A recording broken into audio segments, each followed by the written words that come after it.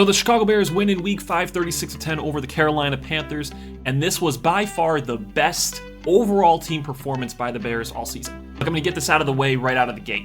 Yes, it's the Carolina Panthers, arguably the worst team in football this season. They were completely decimated coming into the game by injuries, especially on that defensive side of the ball, and even lost a few more guys during the game. But regardless, for a rookie quarterback who has struggled through 4 weeks, this was an absolute confidence builder for both Caleb Williams, the offensive unit as a whole, and the team as a whole. Let's start there.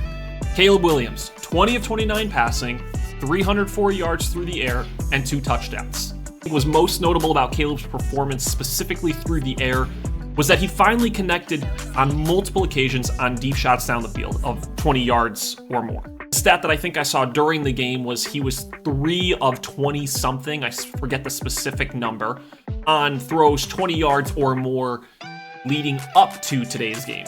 But in today's game alone, he was 2 of 3.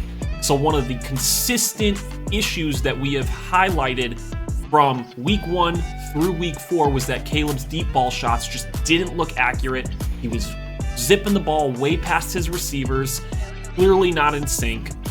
But today, we saw a different side of Caleb, a very confident side, cool, calm, and collected. And on top of that, he managed to escape the pocket a few times and run when he needed to, contributing 34 more yards on the ground. And the biggest stat of all, 0 turnovers. In games that the Bears have played this year in which Caleb Williams has turned the ball over 0 times, they have 3 wins. They are perfect 3-0. So make no mistake, Caleb and this offensive unit are ascending. And that relationship with DJ Moore that has been way blown out of proportion, saying that DJ Moore has a bad attitude, they clearly don't have, they're not on the same page. They weren't going to be good together the rest of this season. Throw that out the window. This was a very in-sync performance from the two of them, Caleb to DJ Moore, connecting in the end zone, especially on that one deep ball, but they connected twice for touchdowns today. That tandem is going to be a problem all season long and for as long as both of these players are in Chicago. Next up, let's look at that running game. But before we do, I want to give a shout out to SeatGeek, today's video sponsor. SeatGeek is a ticketing app that takes the confusion out of buying tickets. They offer a 0 out of 10 score on each ticket to make sure that you know you are getting a good deal. Plus, my viewers are going to get $20 off their first SeatGeek purchase by using the code NickPants. Be sure to click the link in the video description down below to download the app and try SeatGeek out today. Again, use code NickPants for $20 off your first purchase. All right, look, the rushing attack maybe wasn't as potent as last week, but effective. 21 carries, over 70 yards on the ground. Yes, it was only 3.5 yards per carry for DeAndre Swift. But by running the ball 21 times, the Panthers had to respect the running game all game long, which opened the game up for Caleb. Play action, deep shots downfield.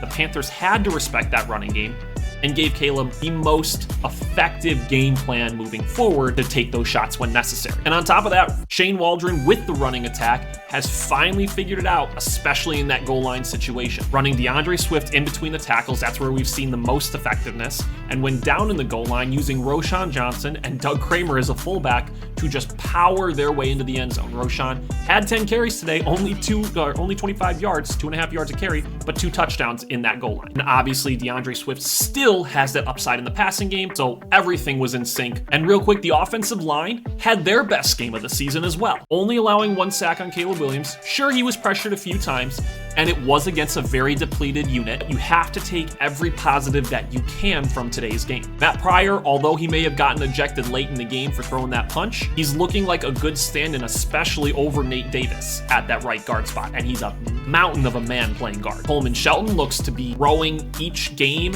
as a center for the Bears, and the tackles had their most effective game as well. And then what's there to say about this defense that hasn't already been said? Amazing secondary, a shockingly good pass rush, linebacking core always gets to the ball no matter where it is. Each level of the defense contributes, plays well. Guys like Gervon Dexter Sr. and Andrew Billings have been revelations on the interior of that offensive line, where there were question marks heading into this season. Should they have gone out and gotten another pass rusher on the edge? And so far, through savvy trades with picking up Taylor for the edge, trusting that Gervon Dexter this breakout that we heard was actually going to work, and so far it has. The defensive line has been very effective. Montez Sweat continues to get pressures on the quarterback.